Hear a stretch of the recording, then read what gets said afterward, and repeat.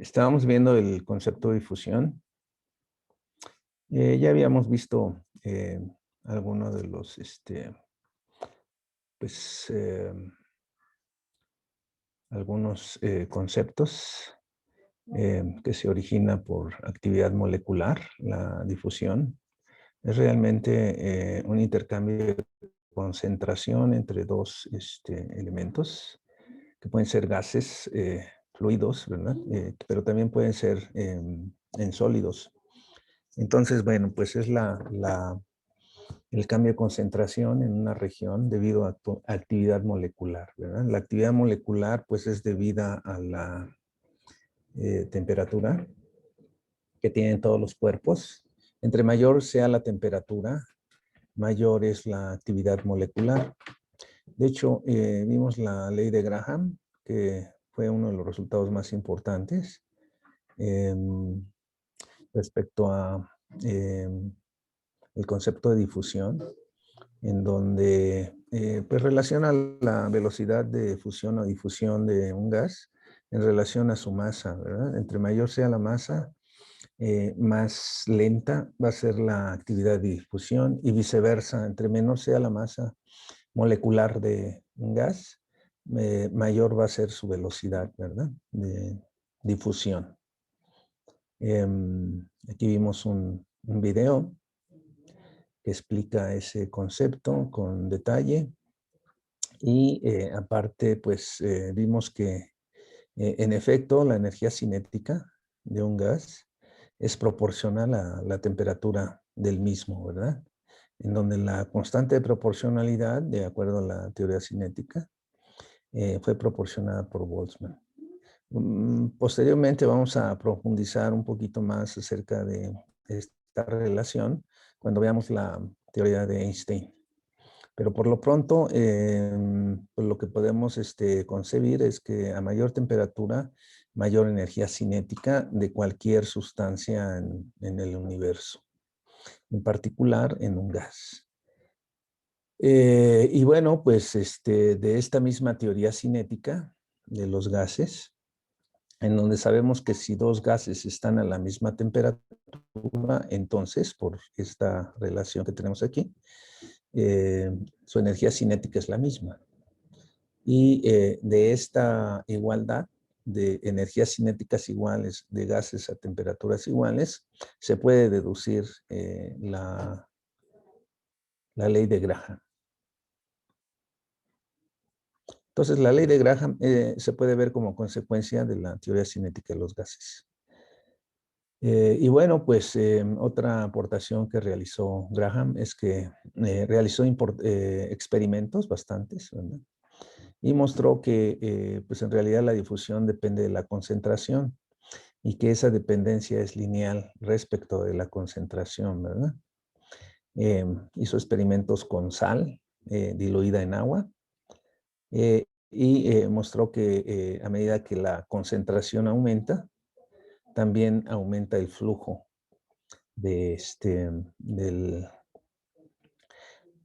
pues obviamente el flujo debido a la sal dentro del agua, ¿verdad? O sea, a la difusión de la sal dentro del agua. Entonces, bueno, pues esta relación, como ustedes pueden ver, pues es lineal, ¿verdad? Se puede hacer la gráfica para checarlo. Bueno, esas fueron en general las aportaciones de Graham a la teoría de fusión. Realmente no fue teoría, sino más bien fueron los primeros estudios acerca de la difusión con ese enfoque, ¿verdad? De tratar de entenderla. Desgraciadamente, pues no logró establecer Graham alguna relación fundamental que permitiera explicar el fenómeno en sí. Entonces, parte de esas deficiencias las pudo subsanar Adolf Fick, un médico alemán que nació 25 años después de Graham. Entonces, bueno, pues son contemporáneos. Por supuesto, Fick más joven. La característica más importante de Fick es que En realidad, él le interesaba estudiar matemáticas y física, era como tenía más inclinación hacia las ciencias exactas, pero uno de sus hermanos lo convenció de estudiar medicina. Y por esa razón, bueno, yo me imagino para que pudiera tener medios de subsistencia es, mejores si se dedicaba a la medicina en lugar de a la ciencia en general, ¿verdad? Entonces, bueno, pues le hizo caso y por lo tanto, pues estudió medicina y fisiología, pero las inclinaciones que él tenía por matemática y física, pues le permitieron adquirir alguna formación al respecto que posteriormente le siguió bastante bien en sus investigaciones. Entonces, bueno, pues trabajó como fisiólogo, este, pero sus contribuciones a la física, pues también fueron importantes, no de talla fuerte, pero sí lo suficientemente fuertes para poder entender fenómenos como la difusión con un poquito más de profundidad de lo que se conocía en su tiempo. Entonces, bueno, pues él hizo algunos estudios de fisiología en contracción muscular, por ejemplo, y sobre todo en fenómeno de digestión, en donde estableció una fórmula que permite el cálculo del gasto cardíaco, por ejemplo, entre muchas otras cosas. Y además, pues se le debe el primer tratado de física médica. Bueno, esta es la semblanza general. Vamos a ver cuáles son los estudios que él realizó. La vez anterior les había dicho que los experimentos de Graham fueron en el siglo XVII, no, o sea, si estamos en 1800 y tanto, en realidad fue el siglo XIX. Pues lo mismo que Fick, ¿verdad? Solo que Fick realizó sus estudios y estableció sus resultados en la segunda mitad de ese mismo siglo, el siglo XIX. Y bueno, pues la motivación de Fick es que, como ya mencionamos, él estaba interesado en los procesos de difusión sobre membranas, sobre todo. ¿Por qué membranas? Pues porque hay muchos procesos fisiológicos que se dan a través de membranas. Uno de ellos es, por ejemplo, la digestión. Entonces, bueno, pues él decía que las ideas de difusión en su época no eran muy claras y que por lo tanto, pues él quería pues entender un poco más y explicar si era posible algunos de esos fenómenos, ¿no? Una de las características en aquel tiempo, pues, es que todavía no había una distinción clara entre lo que era una mezcla de sustancias y fases, soluciones y componentes. Tampoco había una teoría atómica clara, aunque había ya algunos conceptos sobre la misma. No existía claridad y además había una disputa ahí tremenda entre los que creían en la estructura atómica de la materia y quienes no lo creían, ¿verdad? No había forma de corroborarlo en ese momento. Entonces, bueno, en uno de sus artículos, Fick escribió lo que se menciona aquí en azul. Él estaba interesado, pues, precisamente en la difusión a través de membranas. Cuando habla de hidrodifusión, pues es la difusión de líquidos. Y él decía que pues esto era tan importante que pues le sorprendía que los físicos no se hubiesen fijado en ese fenómeno. No solo porque ese fenómeno era un factor básico de la vida orgánica en general, sino también porque era del más alto interés como tal, es decir, era de interés físico fundamental, ¿no? Entender el fenómeno de difusión. Él escribió varios artículos en su época al respecto. En esa época, pues se escribía en este magazine, Philosophical Magazine, y él ahí mencionó que Graham había publicado una investigación extensa y fusión en sales de agua, que es lo que ya discutimos anteriormente, en la que principalmente compararon la difusibilidad de diferentes sales. Sin embargo, pues lo más importante es esta expresión que menciona aquí al final Fick, en donde dice que le parecía un asunto lamentable que en una investigación invaluable y de gran tamaño, de la que hizo Graham, se haya soslayado el desarrollo de una ley fundamental que describa la operación de la difusión en un simple elemento de espacio. Entonces, bueno, pues él dice, bueno, pues yo quiero subsanar esa deficiencia, ¿no? Entonces, bueno, pues eso fue lo que motivó su trabajo. Como ya les mencioné, no había mucho entendimiento de la estructura atómica de la materia en aquel tiempo. Sin embargo, Fick tenía pues ciertas nociones sobre teoría atómica, lo que por lo menos existía en aquel momento. Él nunca dejó de leer física y matemática a pesar de ser médico y fisiólogo. Entonces, bueno, pues él estudió precisamente algunos conceptos de la teoría atómica, si no es que lo más importante que existía en su época, para entender los procesos de disolución y difusión en agua principalmente, ¿no? Con sal. Bueno, así a manera de resumen, la verdad es que el desarrollo de la teoría atómica no era tan fuerte en aquel momento y pues en realidad no logró deducir alguna ley cuantitativa desde la teoría atómica existente.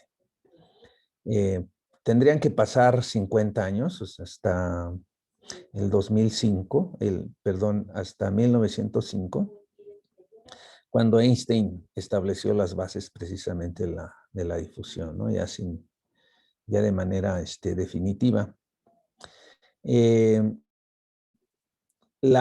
mayor mérito de Fick fue precisamente el haber establecido o al haber estudiado la difusión desde el concepto de flujo y establecer una analogía entre difusión y conducción de calor o de la electricidad. Como nosotros ya sabemos, por esa época ya se había establecido el concepto de flujo de calor y la ley de Fourier, por ejemplo. Y también ya se había establecido el concepto de flujo eléctrico a través de la ley de Ohm, por ejemplo, ¿verdad? Y entonces, bueno, pues ya había el desarrollo de la difusión de calor y difusión, si le podemos llamar así, de electricidad. Entonces, bueno, pues Fick, al conocer esas teorías, pues pensó en la analogía precisamente con esos fenómenos de la difusión. Y eso fue el gran mérito de él. Entonces, bueno, pues eso se manifiesta en el siguiente texto que él escribió. Aquí me estorba la barra, no sé cómo quitarla. Ok, ya. Él decía, es natural suponer que esta ley de difusión de una sal en su solvente, el solvente pues era el agua, ¿no? Debe ser idéntica con aquella en la cual toma lugar la difusión de calor. Fíjense que aquí estaba estableciendo la analogía con difusión de calor en cuerpos conductores. Sobre esta ley, Fourier fundó su celebrada teoría del calor y es la misma que Ohm aplicó a la conducción de electricidad. Eso ya lo vimos nosotros en el capítulo anterior. Y él continúa diciendo, de acuerdo a esta ley, la transferencia de sal y agua que ocurre en una unidad de tiempo entre dos elementos de espacio llenados con dos soluciones diferentes de la misma sal debe de ser directamente proporcional a la diferencia de concentraciones e inversamente proporcional a la distancia entre los elementos. Vamos a interpretar estas palabras. Aquí esta palabra, que es de latín, pues significa lo que se dice aquí, ¿no? En este párrafo. Ustedes lo pueden leer posteriormente, no es muy importante en este contexto que estamos viendo. Entonces, bueno, pues, ¿qué es lo que símbolos era lo que planteaba Fick. Entonces, bueno, pues lo primero que vemos es que obviamente él estableció la analogía con el flujo de materia y él sabía que precisamente ese flujo era proporcional al gradiente de concentración y que por lo tanto pues había un factor de proporcionalidad que en este caso pues se le iba a llamar D, o D de difusividad, ¿no? Así como pues el coeficiente de transferencia de calor o la conductividad en el caso eléctrico. Entonces, bueno, continuó con los experimentos de Graham, es decir, consideró tubos verticales llenos de gases. Tomó una capa de concentración C definida por X y X más delta X. Piensen ustedes en un tubo en donde pues estamos poniendo como que la distancia del fondo a una posición X como X, ¿no? O a un punto dentro del tubo como X. Y por lo tanto, pues está tomando un elemento diferencial de distancia de tal forma que en el gas contenido en el tubo en la posición X y X más delta X es el gas que hay dentro de un cilindro, vamos a llamarle así, diferencial, ¿verdad? Entonces lo que él quería calcular era precisamente la diferencia de concentración. Entonces, bueno, escribe la cantidad de solvente, es decir, de sal, difundiéndose durante un intervalo de tiempo diferencial de T en la capa adyacente siguiente, o sea, de X más dx a X más 2 veces delta X. Y bueno, él establece una fórmula que en símbolos pues se puede ver de esta forma ya de manera moderna. El cambio de concentración o la concentración total es la concentración que había en la capa anterior más la concentración diferencial en la capa siguiente del tubo. Y bueno, pues eso obviamente es igual a esta cantidad, ¿verdad? Esta diferencial de C es la misma que esta. Es la variación de la concentración respecto a la posición por la distancia de X. Y entonces, él establece que la cantidad de solvente difundiéndose es esta, la cantidad total. Entonces, si ustedes se dan cuenta, esta cantidad que está aquí es el producto de D por DC entre DX con signo negativo, multiplicado por el área del tubo y multiplicado por la diferencial de tiempo. O sea, es la cantidad total de solvente, es decir, de sal, que se está difundiendo en el intervalo de tiempo delta T, en esa pequeña franja de diferencial del tubo. Entonces, bueno, pues obviamente ustedes pueden aquí distinguir que si le quitamos el área y quitamos la diferencial de tiempo, lo que nos queda es un flujo, ¿verdad? Estaba haciendo uso de que el flujo, ¿verdad? Es proporcional al gradiente de concentración. El gradiente de concentración, pues obviamente es esta derivada. Entonces, bueno, pues esta fue lo obtuvo precisamente de la analogía con lo que se conocía sobre flujo de calor y flujo eléctrico. Ok. Entonces, bueno, la ecuación diferencial que se obtiene, él no la hizo a través de un balance como lo hacemos en forma moderna, ¿verdad? Él consideró que la cantidad de solvente difundiéndose en ese elemento diferencial dependía de la geometría del tubo. O sea, el tubo podría ser un tubo recto o podría ser cónico o de otra forma. Entonces, bueno, pues consideró que eso iba a cambiar precisamente con la forma de el área de la sección transversal del tubo. Entonces, considero que esta área dependía de la posición X. Entonces, bueno, pues tomando en cuenta esa situación, pues él dijo, ok, entonces la variación de concentración total respecto al tiempo, pues va a ser la variación respecto a X de la cantidad total, aquí ya dividimos entre el tiempo, o sea, esta cantidad, de la variación respecto a X. Bueno, primero se deriva respecto a T, entonces nada más nos quedan estos tres términos, y después se deriva con respecto a X. Dividido por el área, suponiendo que el área depende de la posición. Es decir, no es un área constante, ¿verdad? Entonces, bueno, pues al tomar la derivada, si hacemos las cuentas, esta es la derivada de un producto, ¿verdad? La derivada de la concentración respecto a X me da la segunda derivada, y D es constante, y lo que cambia es el área. Entonces, bueno, pues va a ser la derivada del área con respecto a X, es esta cantidad, por la de la concentración, por 1 entre A. Bueno, eso es tomando en cuenta que la sección transversal del tubo es función de X.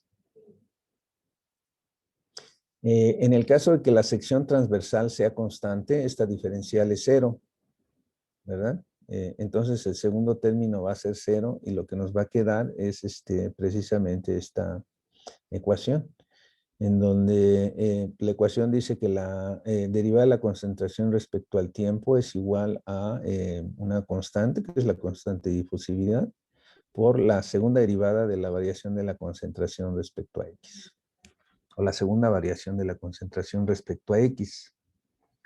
Entonces, bueno, pues él estableció estas dos relaciones, ¿verdad? La primera, que es más general, para un tubo con área que puede cambiar con la posición, y para un tubo con área constante, o sea, sección transversal constante, ¿verdad? Entonces, bueno, pues el problema era entonces verificar experimentalmente estas relaciones. Eso, pues, obviamente, pues fue difícil, ¿verdad?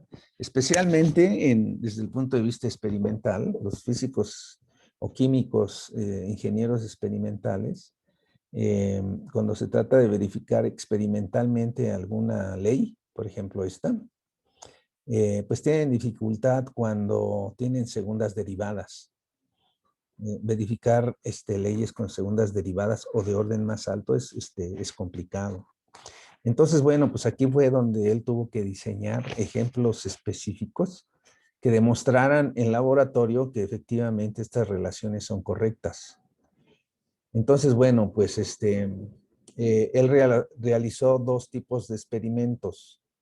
Un experimento en un cilindro con sección transversal constante, de área A. Y claro, se preocupó por el régimen estacionario, ¿verdad? Es decir, que la variación de la concentración respecto al tiempo es 0. Es decir, ¿qué es lo que hizo él? Bueno, él puso sal en el fondo de un recipiente, y luego pues en el fondo de un tubo, por ejemplo, y luego midió la dispersión o la disolución de la sal en agua. Por supuesto que la concentración de sal va a ser más fuerte en el fondo, porque ahí ahí es donde se pone originalmente la sal. Y conforme vayamos subiendo en el tubo, la concentración de sal va a ir disminuyendo.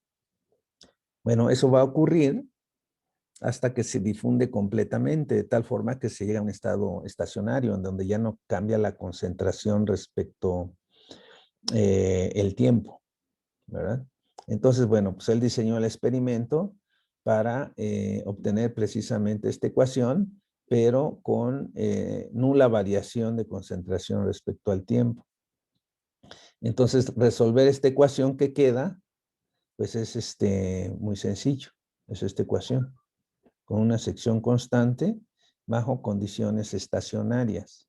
Entonces la solución pues claramente es una función que depende de x nada más, una función lineal, ¿verdad? En el caso de un cono, también con sección proporcional a x cuadrada, esto quiere decir que piensen ustedes en un cono en donde x pues es la altura, tomando el cono, de tal forma que conforme avancemos por la altura, el radio también va a crecer, ¿verdad? ¿Cómo? Pues en la forma x cuadrada. Este sería el radio, ¿no? Va a depender de la posición. En ese caso, pues el área va a ser de esta forma, ¿no? El área de la sección transversal respecto a x va a depender del radio, que es x al cuadrado. Entonces la ecuación, esta ecuación completa, en ese caso, si uno toma uno entre a y luego toma la derivada de a respecto a x y sustituyes, pues lo que te va a quedar es esta ecuación. Suponiendo que es estacionaria, ¿verdad? Es decir, esta derivada al lado izquierdo es igual a 0. Entonces, bueno, pues la solución de esta ecuación igual a 0 con esta a que tenemos aquí. Esa sección transversal es igual a lo que se muestra aquí, ¿verdad? Es una constante menos otra constante entre x. Entonces, bueno, pues esas eran dos soluciones de esta ecuación general, ¿verdad? En geometrías pues especiales. Una de ellas pues el cilindro con sección constante y otra en un cono con sección proporcional a x cuadrada. Bueno, miren, vamos a explicar un poquito más. Esta es la idea que tuvo Fick para demostrar la validez de esta ecuación diferencial, ¿verdad? Esta más general y esta particular. Eso fue lo que él ideó. Él dijo, bueno, pues ok, si hago esto, entonces tengo que encontrar una concentración que depende de la posición en el primer caso. Y en el segundo caso tengo que encontrar una concentración que dependa del inverso de la posición, ¿verdad? Desplazada por alguna constante. Esa fue la idea que él concibió. Entonces, el primer experimento en un cilindro con sección constante, pues es el que se muestra aquí, ¿verdad? Él tiene aquí un recipiente. Este recipiente B está lleno de sal. Y tiene un tubo conectando ese recipiente B. Este tubo es A, con un recipiente en la parte superior que está lleno de agua. ¿Ok? Entonces, bueno, pues conecta ambos recipientes, este recipiente B con el recipiente en la parte superior a través de este cilindro recto. Entonces, bueno, lo que va a ocurrir es que cuando se ponen en conexión ambos, la sal se va a empezar a disolver dentro del tubo. Se va a empezar a mezclar con el agua. Entonces, la concentración mayor de sal se encuentra en la parte de abajo. A medida que empieza a difundirse la sal, la concentración va a ir disminuyendo a medida que avanzamos hacia la parte superior. Entonces, bueno, pues lo que simplemente hizo Fick fue medir la concentración de alguna manera, ¿verdad? En función de la profundidad. Y bueno, pues eso le permitió medir, aquí dice la gravedad específica. Gravedad específica, pues es la densidad de sal, ¿no? O sea, cuánta sal por unidad de volumen hay en cada posición en el tubo. Eso fue el experimento, es muy sencillo. Bueno, quienes han visto los trabajos de Fick, pues han encontrado que es difícil entender los detalles de los experimentos de Fick, puesto que no proporcionó ningún dibujo gráfica. Él solamente dio una tabla con resultados en ambos casos, es decir, en este caso del tubo recto y en el caso del tubo cónico. Bueno, se han podido reconstruir algunos de estos trabajos, pues siguiendo detalles de un tercer artículo que él publicó. Entonces, con la tabla de datos que Fick publicó en este experimento, se obtiene esta gráfica, en donde se muestra cuál es la profundidad. O sea, está tomando el cero acá arriba y está hablando de la profundidad en la dirección hacia abajo. Es lo que se mide aquí. Y acá se mide la gravedad específica, es decir, la densidad de sal, ¿no? Respecto a la profundidad. Entonces, lo que se ve aquí es que a medida que aumenta la profundidad, la concentración de sal o densidad de sal en el tubo va aumentando. Eso es lo que se ve aquí. La sal está representada por moléculas azules, perdón, es al revés, ¿no? La sal está representada por moléculas rojas y el agua por moléculas azules. Entonces se ve que la concentración de sal es más pequeña en la parte de arriba que en la parte de abajo. Es decir, si nos posicionamos en la parte de arriba y caminamos hacia abajo, aumentamos la profundidad, la concentración de sal va a ir aumentando. Eso es lo que se muestra aquí, esta relación lineal.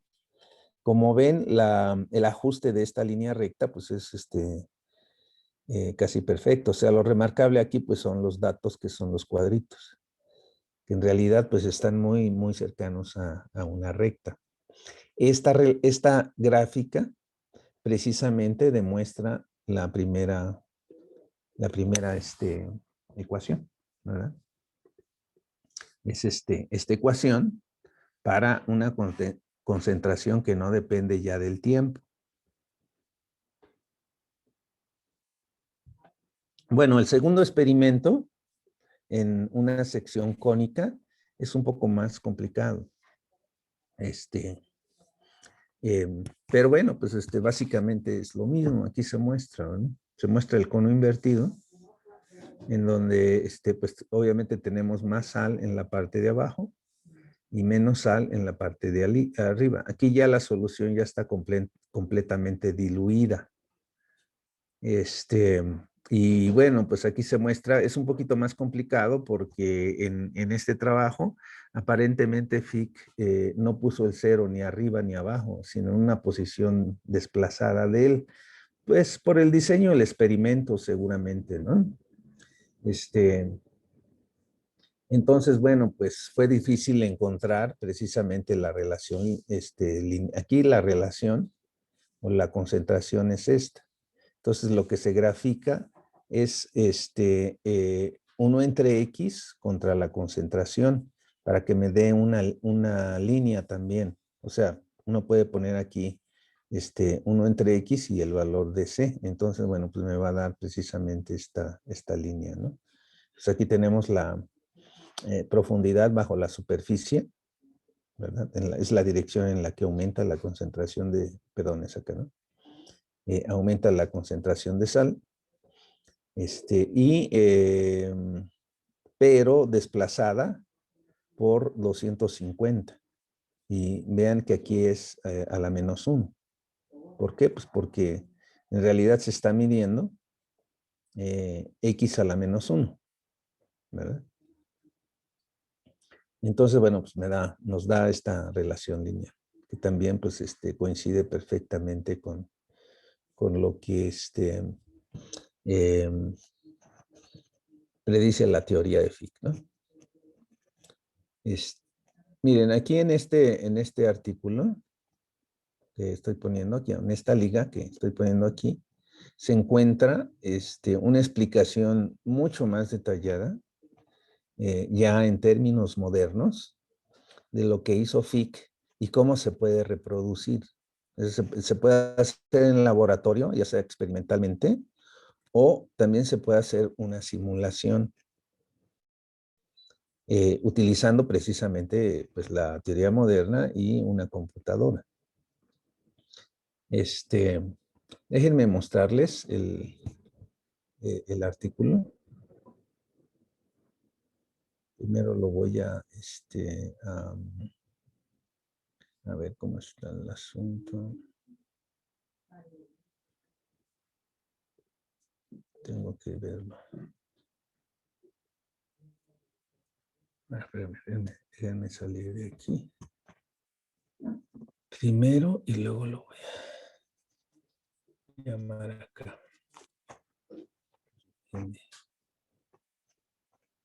Ahí está. Esta es aquí arriba se muestra, ¿no? Esa es la dirección.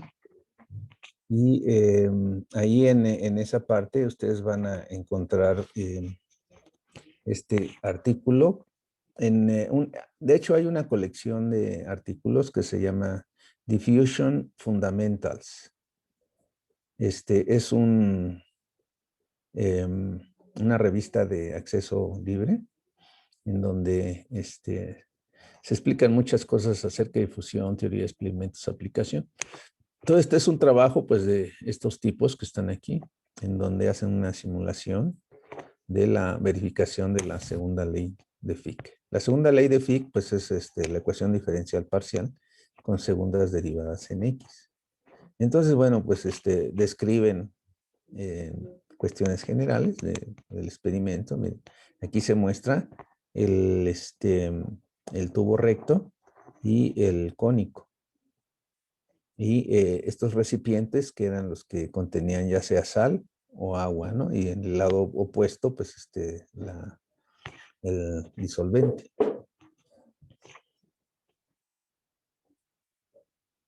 Y bueno, explican la parte teórica, parte de lo que ya les he comentado acerca de la relación de la difusión cuando se tiene una sección transversal que depende de X. Es la forma general, digamos, ¿no? Caso cuando la concentración respecto a la posición tiende a 0, pues obviamente esta ecuación 1 se convierte en la ecuación 2. Y bueno, describe todo lo que se hizo, las posiciones, cómo se medía X. Aquí había un recipiente de agua y la sal se ponía aquí abajo, etcétera. O sea, se describe con todo detalle todas las dimensiones, la geometría, las soluciones, condiciones de frontera, ya de forma moderna se puede resolver el problema. Y aquí hay una simulación con caminatas aleatorias. Ese tema de caminatas aleatorias lo vamos a ver en el próximo capítulo, cuando terminemos esto de difusión. Es decir, la próxima clase y terminamos el lunes, yo creo, esta parte de caminatas aleatorias. Y entonces, bueno, pues aquí se ven algunas simulaciones que ellos hicieron. Miren, esto es lo que yo les estoy presentando. Este tipo de resultados. Entonces, bueno, fíjense que en un momento dado tuve algunos estudiantes. No sé si tienen alguna duda hasta ahora, jóvenes. Antes de continuar, les quiero mostrar unos experimentos.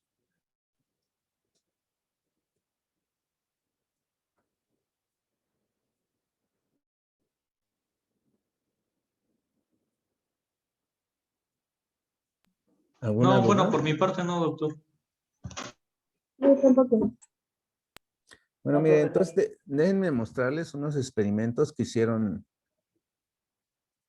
hace algún tiempo algunos estudiantes. Ellos lo tomaron como tema. Y dijeron, bueno, pues vamos a seguir ese artículo y vamos a hacer algunos experimentos con caminatas aleatorias, o sea, con simulación computacional. Les voy a mostrar este experimento primero. Déjenme compartir. Ahí está. ¿Sí lo ven? Sí, sí se logra ver, doctor. Bueno, pues ahí se ven las partículas de agua en azul y las partículas de sal en gris. Obviamente abajo pues hay más concentración. El recipiente de agua pues es lo que está acá arriba. Todo se llena de agua, por supuesto. Pero acá siempre hay agua pura y la mezcla ocurre en esta parte, nada más, del tubo.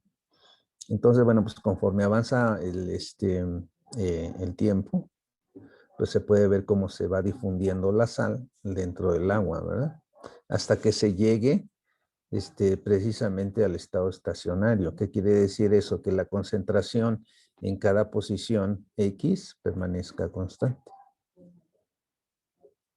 ¿Ok? Entonces aquí uno le puedo mover aquí abajo a esta simulación. Se ve cómo se va difundiendo la sal, ¿verdad? Esa simulación es una simulación con caminatas aleatorias. ¿Ok? Bueno, ya se acabó ahí. Bueno, ese es uno. Déjenme mostrarle otro, el del cono.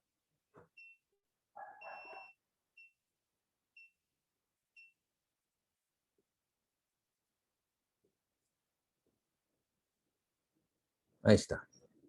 ¿Sí lo ven? Sí, sí se ve. Ese es el cono invertido.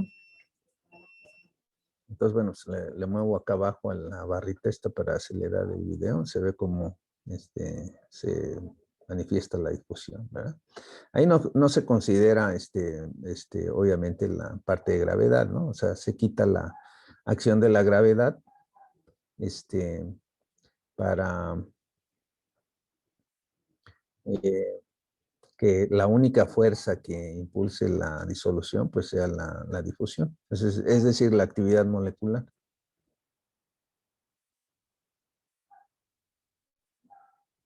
Ok, pues esto muestra ya en forma animada, qué es lo que en realidad hizo Fick, ¿verdad?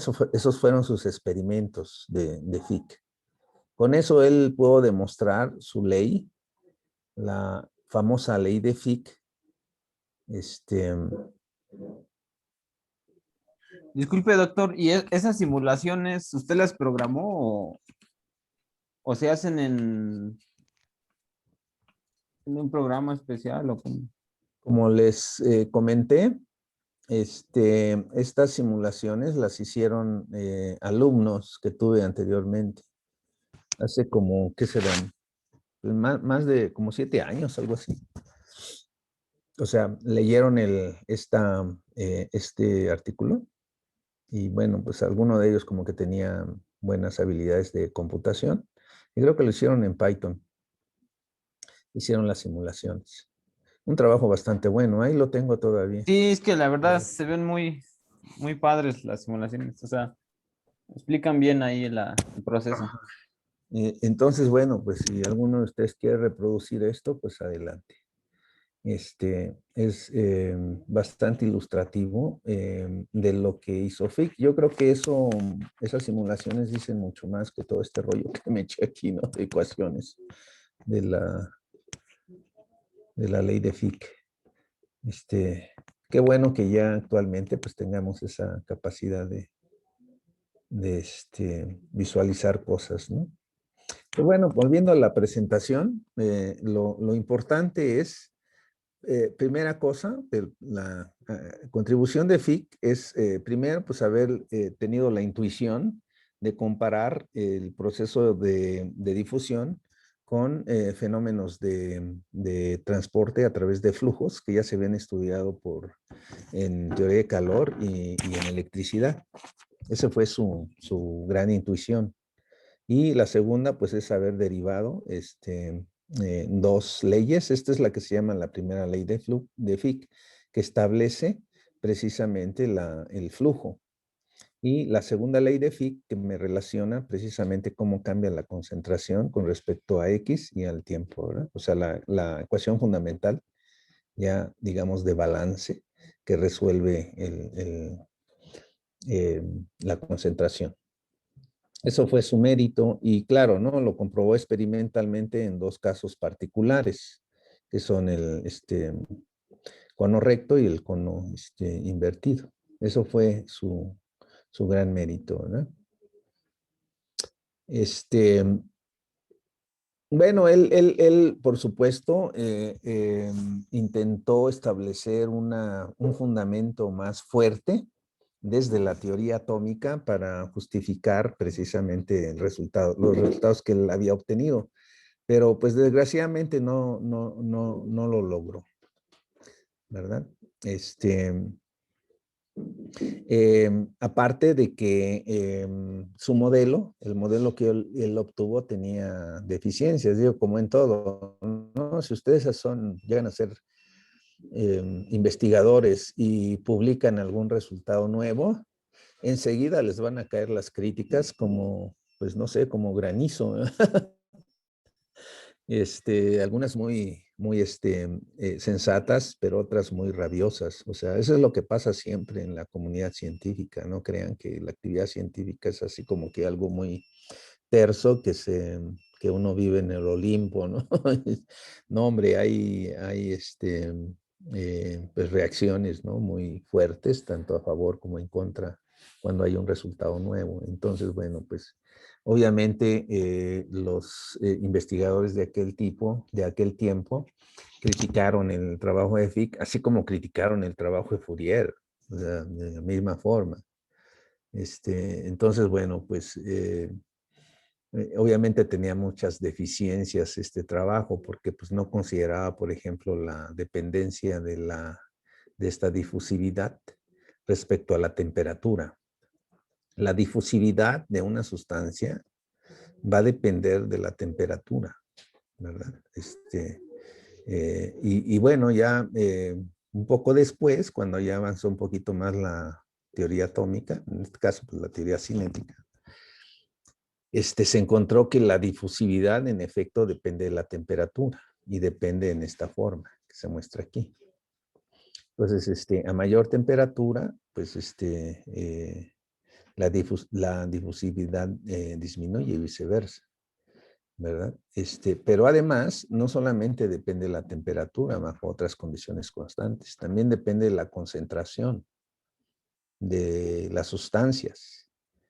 Puede incluso depender de la posición en fenómenos no lineales o en materiales anisotrópicos, por ejemplo, ¿no? Entonces, bueno, en realidad, pues, Fick hizo un avance enorme, si uno ya lo pone en contexto, dada la época.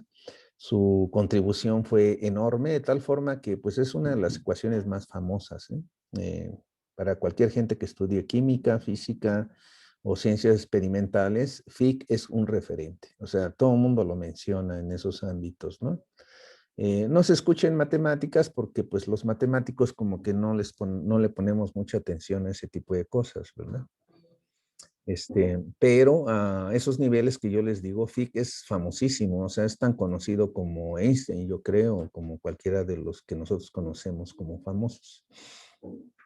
Entonces, bueno, pues algunas críticas que recibió Fick es que su teoría fundamentalmente no descansaba, aquí está mal, hay que corregir esto, sobre bases sólidas. Bueno, en efecto, ¿no? O sea, él más bien tuvo una premonición, comparó el fenómeno con un fenómeno de calor o un fenómeno eléctrico, estableció una analogía y bueno, verificó algunas cosas, ¿no?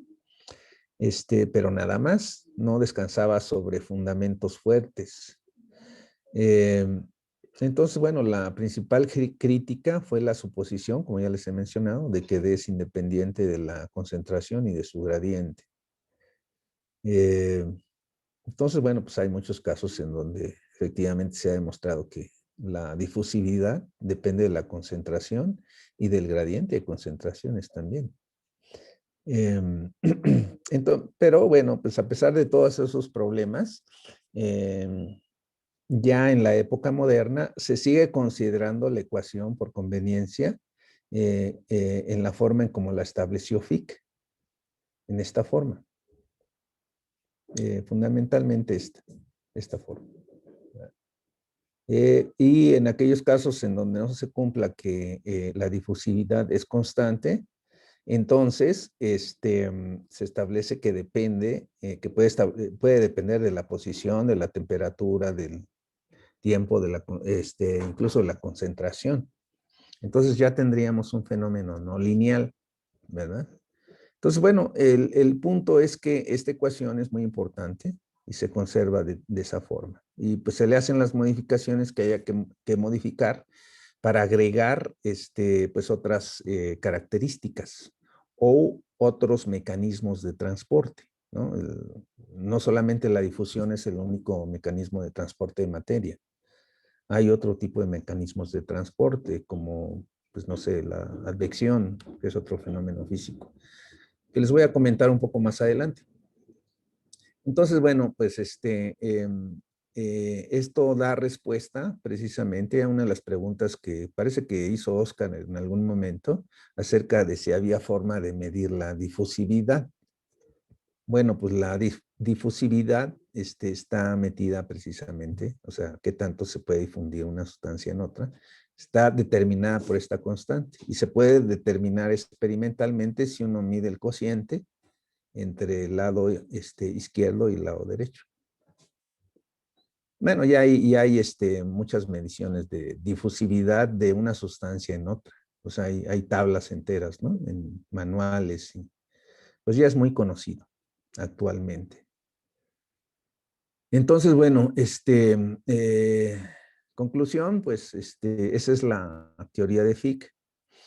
El coeficiente de difusión de E es proporcional al cuadrado de la velocidad de las partículas, el cual a su vez depende de la temperatura, como ya dijimos, ¿verdad? La velocidad de partículas atómicas o moleculares en alguna sustancia depende de la temperatura, finalmente. También va a depender de otras propiedades físicas del medio en donde nos encontremos, que es la viscosidad del fluido, que puede ser un gas o un líquido o incluso un metal, ¿no?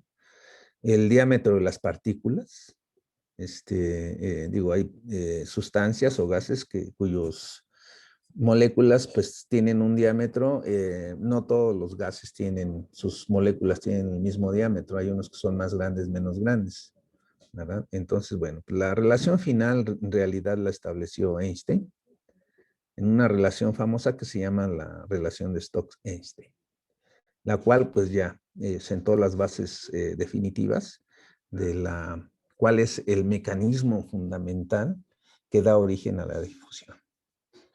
Esto lo vamos a ver un poquito más adelante. No es algo complicado, como ustedes pueden pensar. Entonces, bueno, pues no hay que asustarse, ¿verdad? Pero, bueno, la idea es que yo les quiero mostrar cómo evoluciona esto para que se den cuenta que en realidad la modelación es una actividad mucho más importante y mucho más amplia de lo que uno tiende a pensar, ¿verdad? Porque bueno, una de las razones es clara, ¿no? Generalmente nosotros tenemos influencia de ámbitos limitados, ¿verdad? A mayor experiencia tengamos, por ejemplo, y veamos más escenarios distintos, no sé, puntos de vista diferentes, etcétera, vivamos más, pues más elementos vamos a tener para comparar o para dilucidar cosas, ¿verdad? Es muy válida esa frase que dice que los viajes ilustran. Eso quiere decir que si tú sales de tu ambiente pues cercano, que es el ambiente familiar, la escuela y ese tipo de cosas, y cada vez conoces más, pues obviamente vas a tener una concepción más amplia de todos los temas en general. Entonces, bueno, pues en matemáticas estamos en un ambiente muy limitado desde el punto de vista científico en realidad, ¿verdad? Con matemática no se resuelve todo, ni explica todo la matemática. Entonces es una área de la ciencia. Si uno expande sus horizontes, pues vas a entender más de tu propio interés.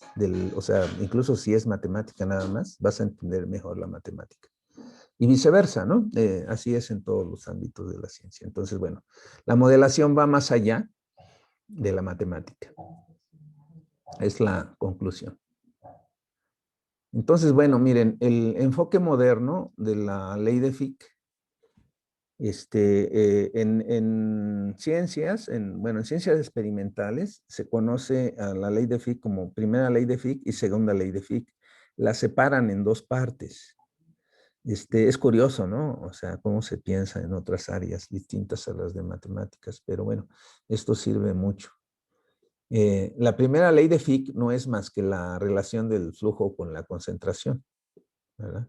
Que ya nosotros conocemos, pues de la ley de Fourier para el caso de calor y de la ley de Ohm para el caso eléctrico. Entonces, bueno, pues esto es el análogo en el caso de difusión, ¿verdad?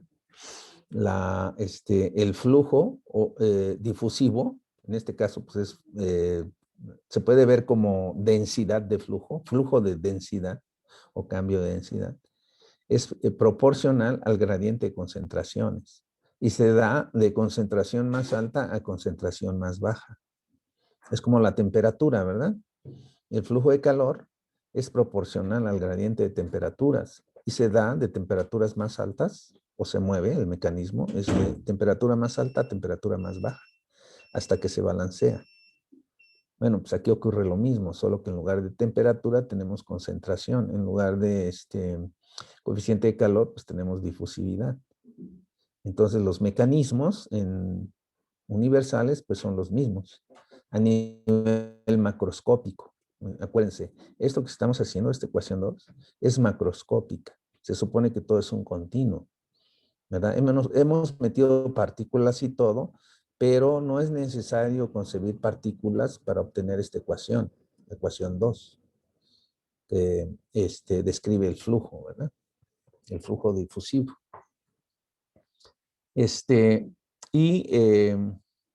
Bueno, la difusividad, como ya dijimos, pues depende del material, ¿no? Entonces, bueno, aquí ya se mencionan diferentes escalas en donde se mantiene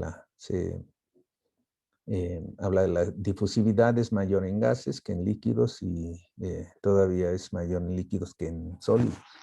Entonces, las órdenes de magnitud pues son bastante fuertes en cada uno de los casos.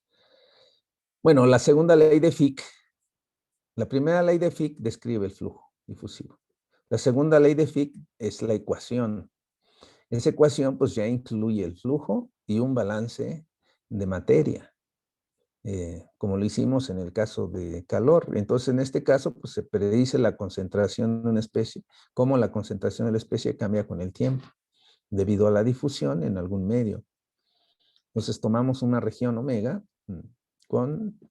acotada con una superficie frontera S, y pues calculamos el grado de cambio de masa total de la especie encerrada en omega.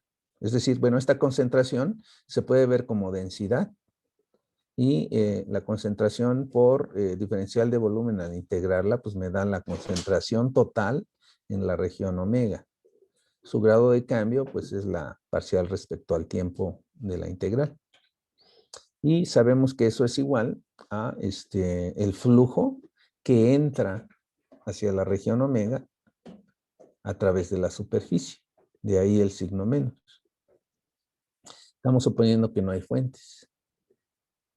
Entonces, sustituyendo el flujo, o sea, la primera ley de Fick, en esta ecuación, pues lo que obtenemos, y aplicando el teorema de la divergencia, pues lo que obtenemos es este balance.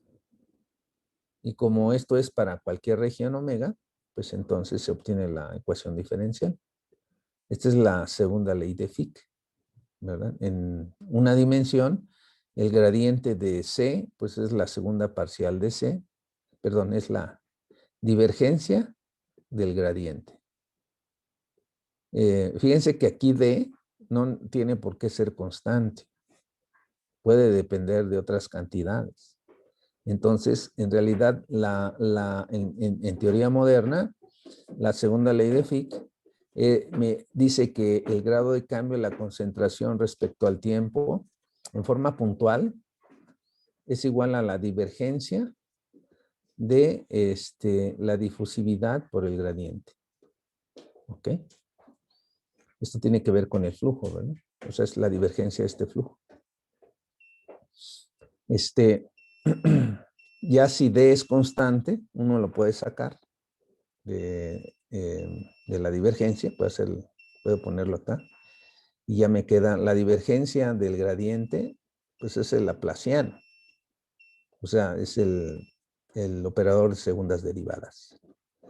¿Ok? Entonces, esa es la ley general de Fick. ya en teoría moderna. La segunda ley de Fick se divide en dos.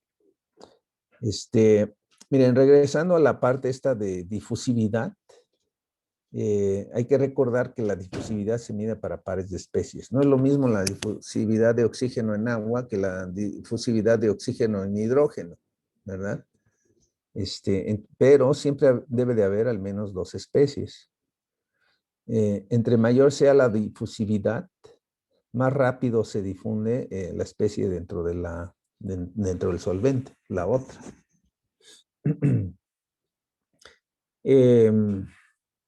Aquí me dice que el cambio de difusividad en aire y agua es 10 a la 4 veces mayor, es decir, 4 órdenes de magnitud mayor.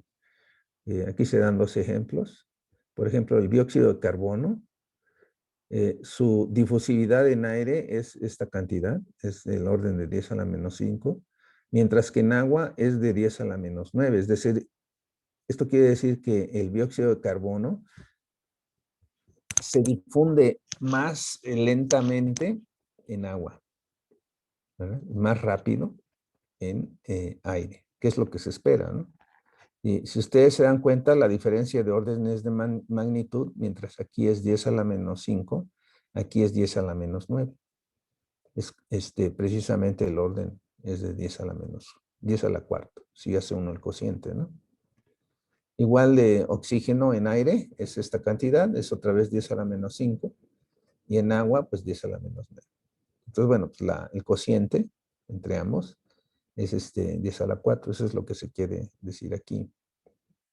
Y si tenemos soluciones acuosas diluidas, pues el coeficiente de difusión pues está en un rango, ¿no? Una solución acuosa diluida pues es, por ejemplo, pues no sé, otro tipo de soluciones que contienen pues líquidos más espesos, ¿no? O pueden ser ligeros o más espesos.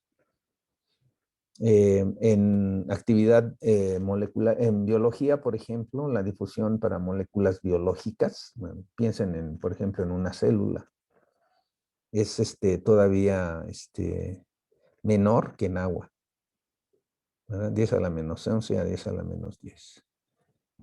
En fin, depende, ¿no? Del el solvente, digamos, ¿no? Y también del soluto, es decir, de la materia que se difunde. ¿Tienen alguna pregunta?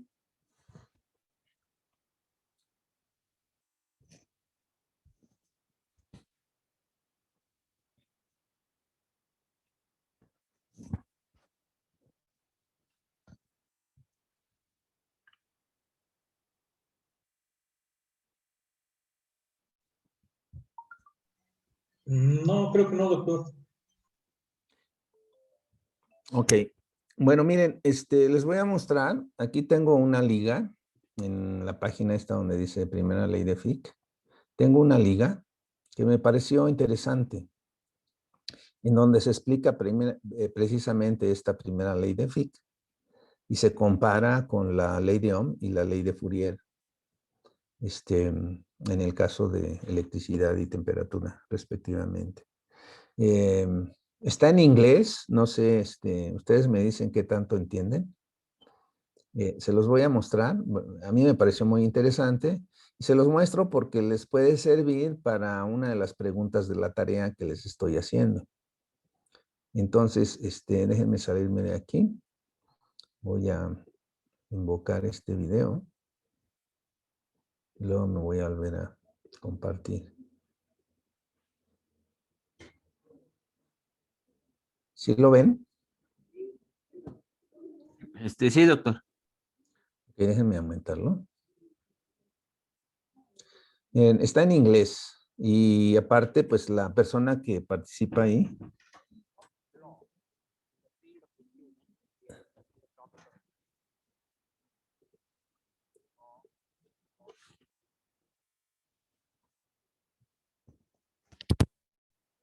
video, we just had an introduction of diffusion.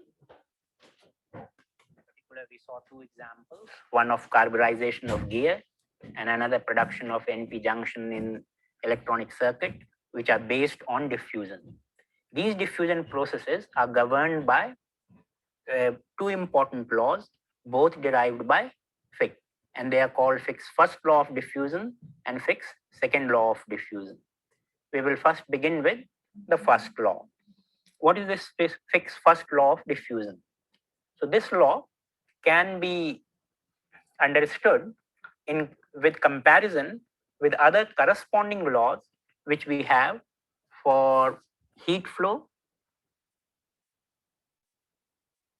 Let us have a comparison of heat flow, then charge flow,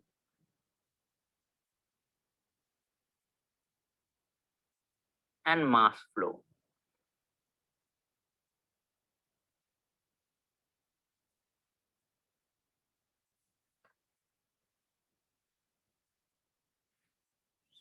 So let us look at, first let us look at the flux.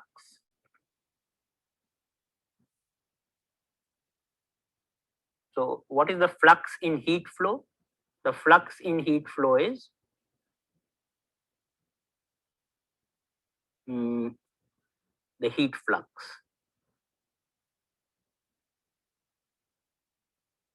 So many heat flux, let us call that Q, and the unit is so many joules crossing per unit area per second. So that's the flux in heat flow. Now, it is known that heat flows due to a existence of a particular gradient.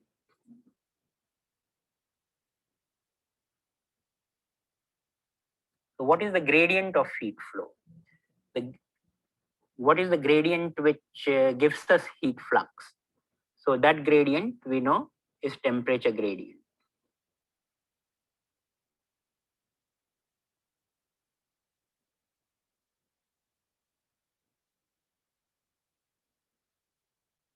Temperature gradient, let us call that dT by dx.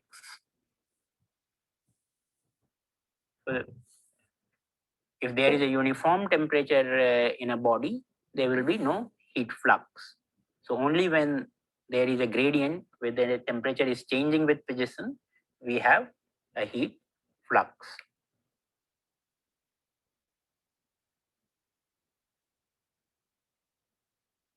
We then have a law connecting the flux to the temperature gradient. In the heat flow case, it is the famous Fourier's law of heat conduction.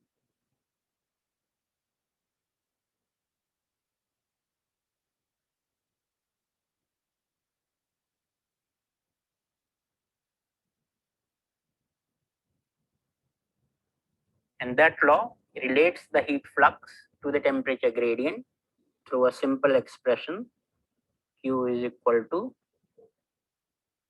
minus kappa dt by dx.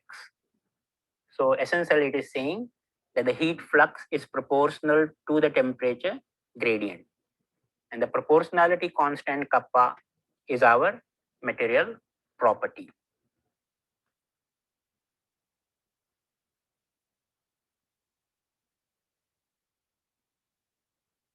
So material property is thermal conductivity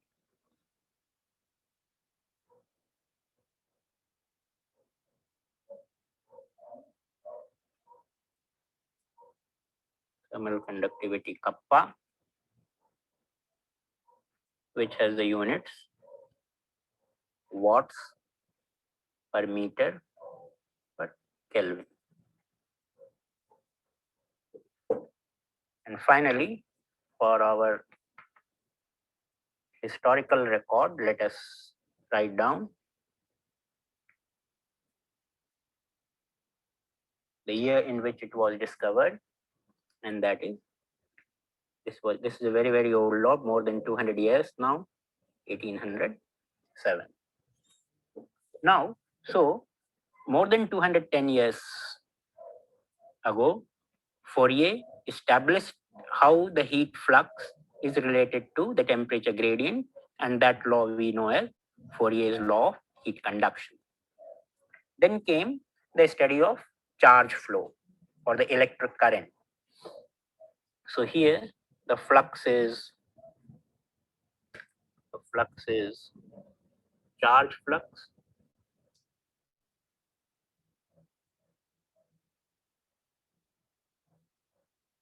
also known as current density.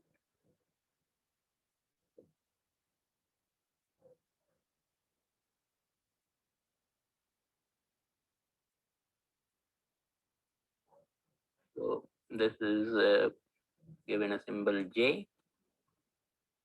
Units will be ampere per meter square, which is same as actually coulombs per meter square per second. So you can compare it joules per meter square per second. Here it's coulombs per meter square per second. So now the charge is flowing. So what is the driving force or what is the driving gradient for this charge flow? So you know charge will flow only if there is a potential gradient, electric potential gradient.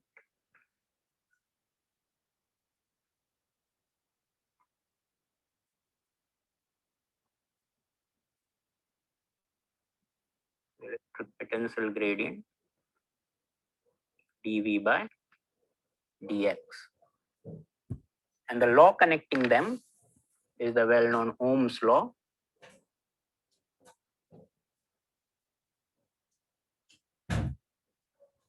Which we can write as J is equal to minus sigma dV by dx.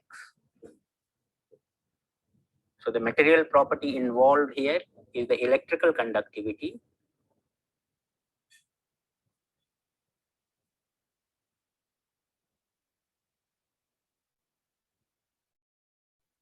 Electrical conductivity sigma, and the unit is Siemens per meter, or you can call it Ohm inverse meter inverse. And this law was discovered 20 years later in 1827. And in fact, the motivation for this law or the inspiration for this law for Ohm came from the study of Fourier's law of heat conduction. Since he saw that in heat conduction, there is a flux of heat which is proportional to the temperature gradient, he asked what should be the flux and the gradient, corresponding gradient in the case of charge flow. So he could relate these two in 1827, 20 years after the Fourier's law of heat conduction. Now we come to our interest, that is the mass flow. So here the flux is mass flux, which we also call J. So now this is mass per unit area per unit second. So per second. So kg per meter square per second. Or sometimes mass can also be written in the units of mole. So you can have mole per meter square per second.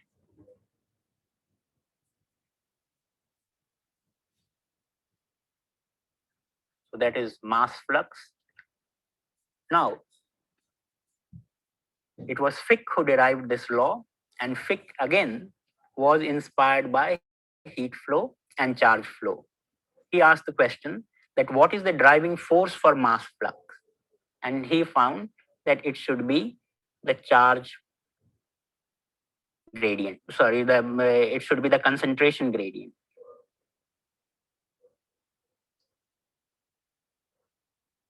So the corresponding gradient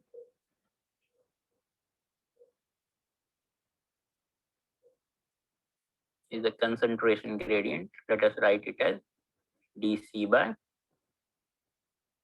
dx. And Fick, just by analogy,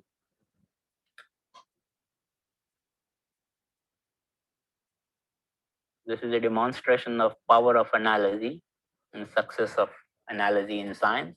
So just by analogy, he could write. So Fick's first law.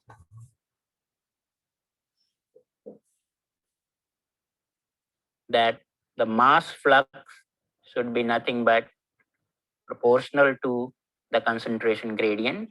The proportionality constant he called D.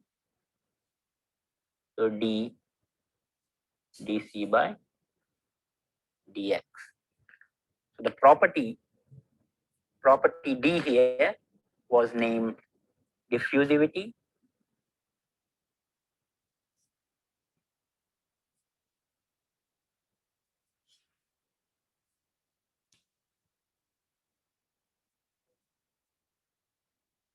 Or diffusion, sometimes also known as diffusion coefficient.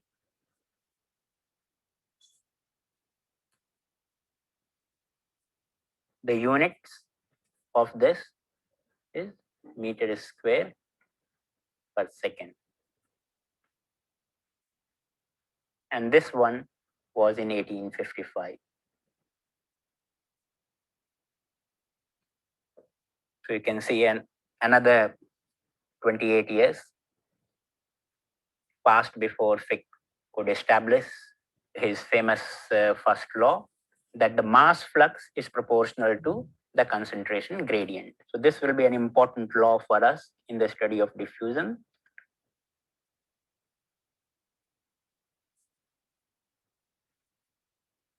And remember that since this is, if you see the unit of diffusivity meter square per second, this indicates that C for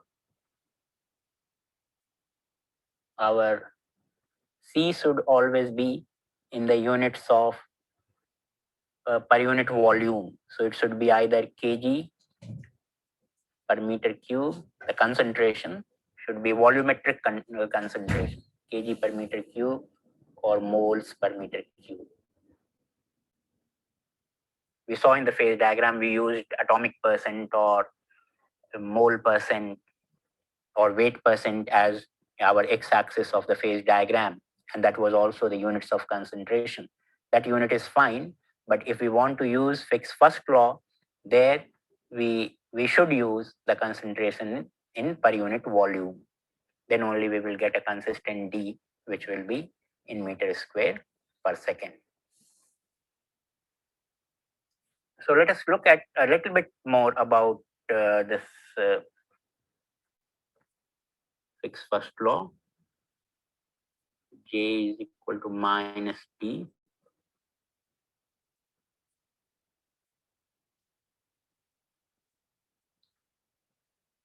Del C by del X. J is mass flux. So essentially, by flux, you mean, so let us have an area. Across this area, there is a concentration gradient. So let us say that there is a concentration which is changing.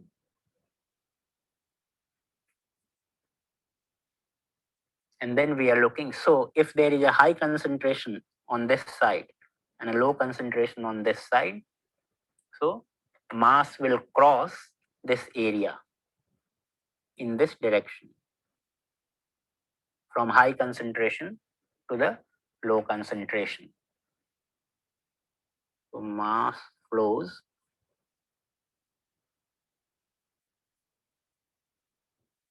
from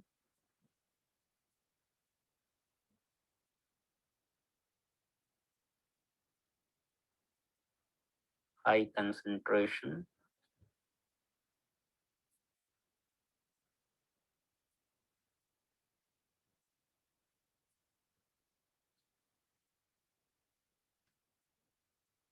to low concentration regions. So you can see from here that if mass is flowing to the right, this is our x-axis.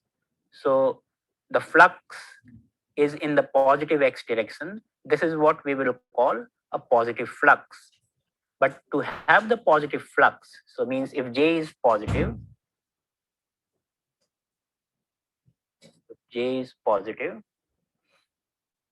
then del C by del X, the concentration gradient, we have a higher concentration on the left hand side and a lower concentration on the right hand side. So this gradient del C by del X is negative. So this is negative. And since we want to associate the proportionality constant with the material property, and it will not be nice to have a negative sign with the material property. So by convention, that is the reason why we have put a negative sign. In fact, that is the reason why. So this negative sign has no any fundamental derivation or anything. It's just a desire by the scientific community to keep their conductivity, the thermal conductivity, the electrical conductivity, and now the mass diffusivity as positive quantities. If we want to keep them as positive quantity, we have to have minus sign in all these equations. So that is the reason for this minus sign.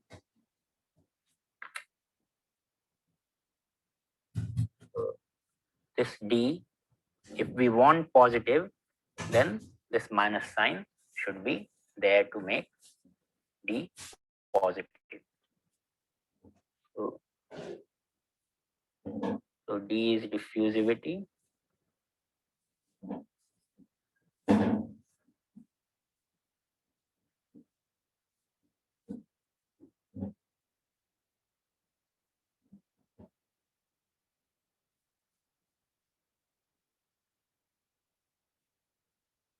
Or diffusion coefficient. I have already written the units for diffusion coefficient. You can see the consistency of that the dimension of D will be the dimension of J divided by the dimension of the concentration gradient.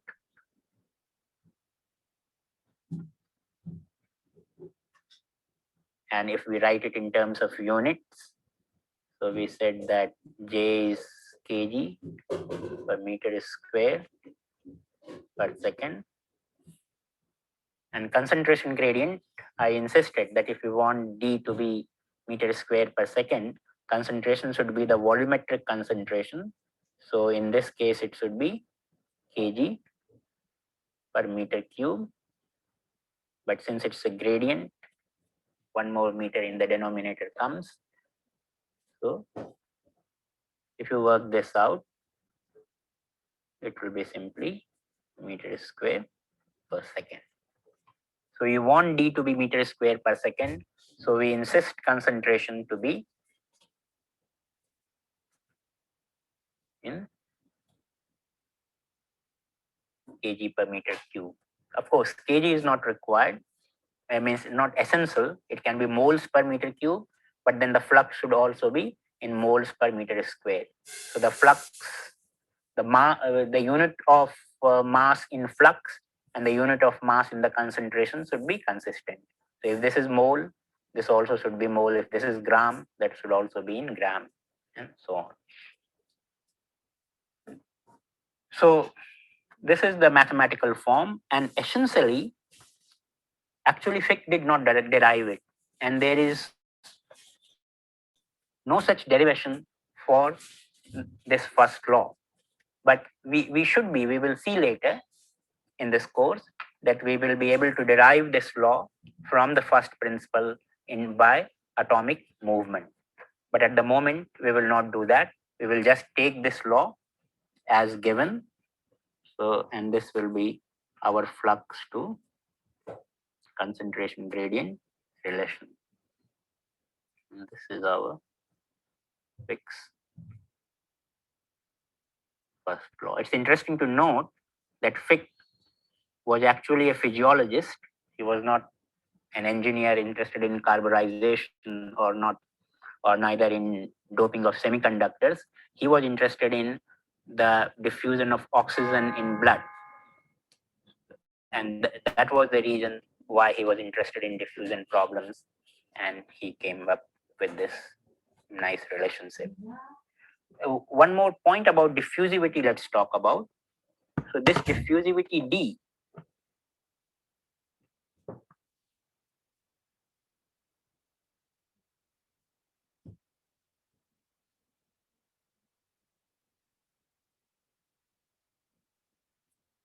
is temperature dependent. So it's highly temperature dependent.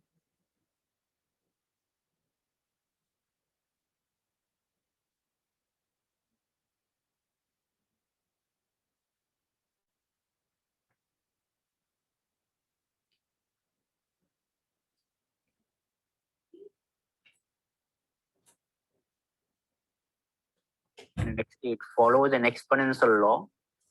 D is equal to D naught exponential minus Q by RT. So since D naught is a constant which comes before the exponential, it is known as pre-exponential factor.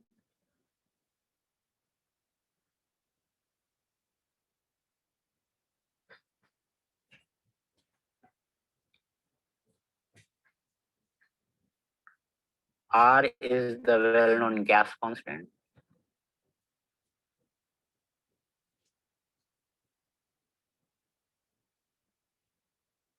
And T, like in all thermodynamic equations, it's absolute temperature.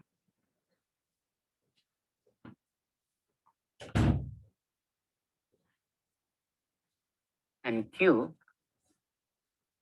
is a constant which is known as the activation energy.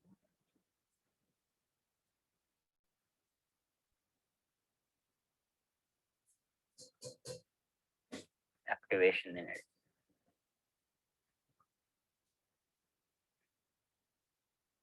So in fact, so this again, we will see that when we will try to derive Fick's first law from the first principles of atomic jumps, then in the process we will also derive this temperature dependence of diffusivity. But at the moment we are taking it purely as empirical relation. So we can call it for the moment an empirical relation that is based on experiments. Empirical relation. But we can note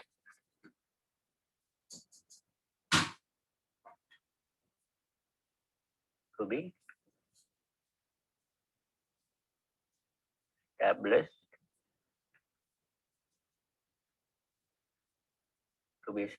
later by atomic mechanism of diffusive jumps. Also, we can see that this empirical relation can actually be established by experiments. So if we have experimental data, let us say of as a temperature, if we do an experiment, if we diffuse an experiment on different temperature, and if we measure the diffusivity, so if we have at temperature T diffusivity D1 and temperature T2 diffusivity D2 and so on.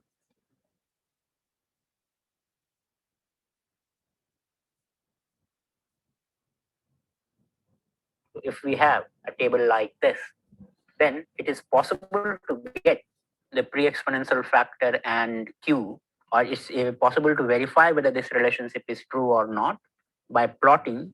You can see we will get a straight line if we simply take log of this equation. So if we take the log, then we will have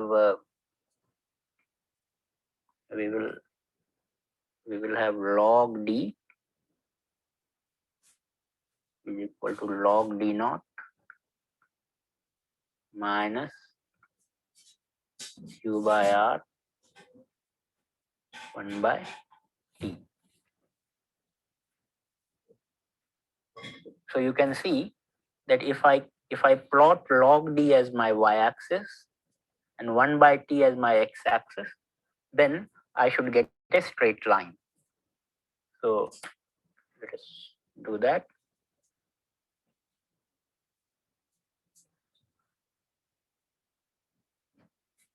If x-axis is 1 by t and the y-axis is log D in my plot, and if I plot this data of diffusivity versus temperature, so then these data should actually give me a straight line. So since it's an experimental data, all of them may not be exactly on a line, but it should follow a line. So I should draw a best fit line to get this relationship. So you can see now that the intercept of this line will give you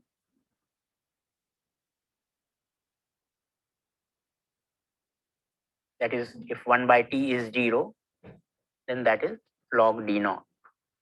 So log d naught can be found from intercept.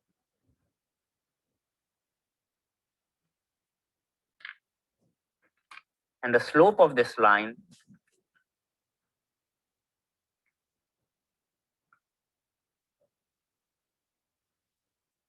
should be nothing but minus q by r.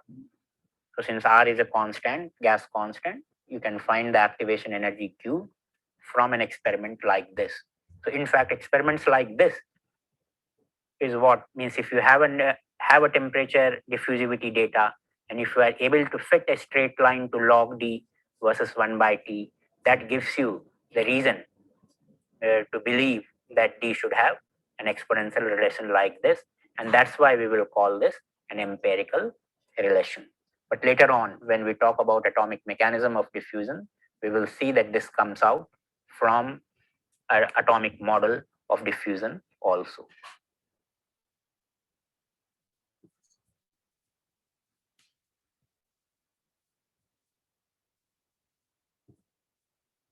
Ok, bueno, pues casi media hora.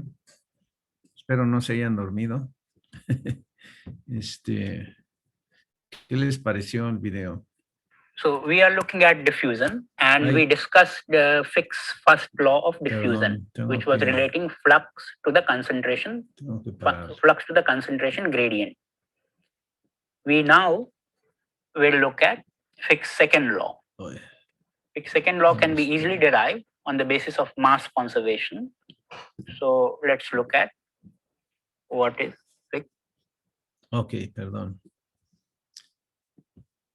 Bueno, ¿qué les pareció? ¿Sí vale la pena? Para mí sí, doctor, porque pues igual da la relación con la ley de Fourier y con la otra ley. Entonces, pues desde ahí uno puede notar como que ciertas similitudes entre estas tres leyes que presentaba, ¿no? Ajá, exactamente. Entonces, pues sí, desde en ese sentido vale la pena. Y pues ya después la explicación que nos da más adelante para lo que estamos viendo de difusión, pues pude entender un poco más o menos de lo que hablaba. Y al último, si no entendí mal, para la D lo que hace es algo como una regresión lineal, ¿no? No sé si... Exactamente. Sí, él lo pone ahí como una relación, le llama relación empírica, ¿no? De la difusividad dependiendo de la temperatura. Y habla de cómo se encuentra experimentalmente. Y bueno, no nada más es una relación experimental, él lo menciona, ¿no? También se puede obtener esa relación de la teoría atómica moderna. Eso, bueno, se hizo posteriormente. por supuesto, ¿no? Pero se puede verificar experimentalmente. Y bueno, eso es lo que se hace en general en ciencias experimentales. Se pueden establecer leyes, relaciones, etcétera, y para demostrar su validez o, pues vamos a decir, su universalidad, pues se tienen que, en ciencias experimentales, verificar experimentalmente, ¿verdad? Cosa que pues rara vez se realiza en matemáticas, ¿no? O sea, es otra habilidad que se desarrolla en otras ciencias y que en matemáticas pues no poseemos por la naturaleza, ¿no? De matemática, que es más inductiva, deductiva, etcétera, ¿no? Más que experimental, aunque bueno, ahora las computadoras pues nos dan la posibilidad de hacer simulaciones experimentales, ¿no? Y también recientemente, en la época moderna, a través de la computación se han demostrado teoremas generales. Por medio de experimentos computacionales. Entonces, bueno, pues está cerrando el círculo, ¿verdad? Los matemáticos, pues no nos podemos quedar fuera del círculo, hay que abrazar también otras metodologías. ¿Alguna otra observación que tengan o duda que tengan, pregunta?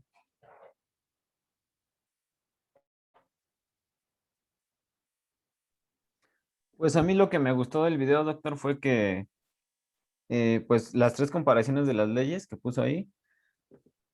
O sea, matemáticamente todas y eso es lo que dijo usted en la primera clase, ¿no? O sea, matemáticamente podemos llegar a las mismas identidades vistas como considerando un campo vectorial, nada más que a uno es campo eléctrico, campo magnético, o sea, en realidad no necesitamos memorizar tanto, sino que si lo sabemos atraer matemáticamente, pues las vamos a poder deducir fácilmente las ecuaciones o las leyes para cada teoría en electromagnetismo. Eso fue lo que me gustó porque dije, bueno, pues es que, y de hecho en todas aplicamos el teorema de Gauss, el teorema de la divergencia.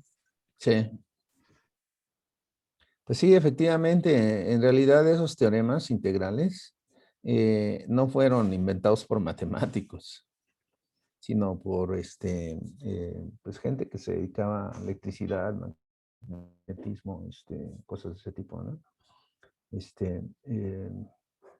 Entonces, bueno, eso muestra la conexión íntima o muy fuerte que existe entre las ciencias, sean experimentales o no, y la matemática, ¿no? De hecho, la matemática es una parte muy menor, bueno, no menor, es más bien, depende de cómo se vea, también se le puede ver como algo muy mayor, pero es un elemento dentro de la ciencia en general, ¿verdad? ¿Cuál es cómo apareció la matemática? La matemática, pues a nosotros nos han enseñado que proviene de la escuela de Euclides, ¿no? De la geometría. Es lo más antiguo que existe.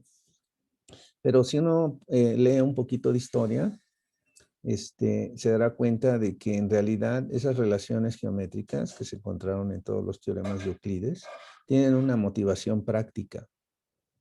Provienen de una civilización establecida, en donde había que medir pues áreas, volúmenes, etcétera, ¿no? Entonces, bueno, no provienen de la nada. O sea, en otras palabras, la matemática no proviene de la nada, proviene de necesidades concretas, ya sean científicas, prácticas o experimentales. O también filosóficas, ¿por qué no? Entonces, bueno, pues entre más entienda uno ese tipo de cosas, pues más conexión vas a poder establecer entre diferentes fenómenos, ¿no? O propiedades. Entonces, bueno, pues ese es precisamente lo que uno debe de entender de manera general de la modelación, ¿no? Por eso se le llama modelación. Tú tomas nuestra herramienta para modelar, pues, bueno, pues es el lenguaje. El lenguaje que se utiliza es el de la matemática, que es el que utilizan todas las ciencias, ¿no? Ciencias, pues vamos a decir ciencias básicas o ciencias duras y experimentales. También conceptos, pues como los que acabamos de ver, ¿no? De flujo, conceptos de movimiento, de otro tipo de cosas, depende de lo que esté uno haciendo, ¿no? Y por otro lado, bueno, pues hay áreas de la matemática que pues, están más conectadas con las ciencias experimentales que otras, ¿no? Una de ellas es, por ejemplo, la estadística. Pero no solamente la estadística, la investigación de operaciones y el cómputo científico están muy conectadas con las ciencias experimentales, ¿verdad? No tienen razón de ser si no hay una conexión con esas áreas. Entonces uno tiene que aprender de las habilidades y de los métodos que se utilizan en esas otras áreas o ciencias, ¿no? Para tener una formación un poco más consistente. Esa es la idea, ¿no? de el curso del taller de modelado, precisamente. ¿Alguna otra comentario, pregunta?